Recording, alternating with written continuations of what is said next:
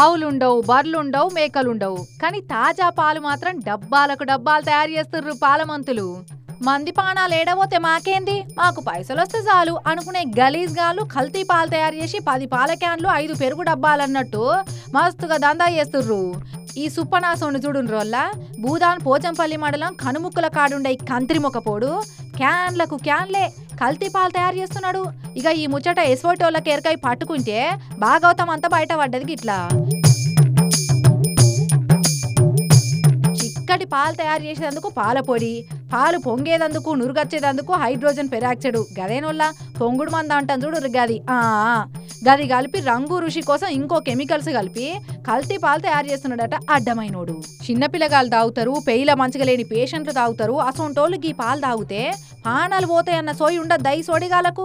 ఎంతసేపు పైసలు సంపాదించుకోవాలన్న యావ తప్ప మంది ఏడబోతే మాకేందన్నట్టే ఉన్నారు. ఇవాళ ఈ గలీజోడు దొరికిండు గాని దొరకనోళ్ళు ఎంతో మంది ఉన్నారు.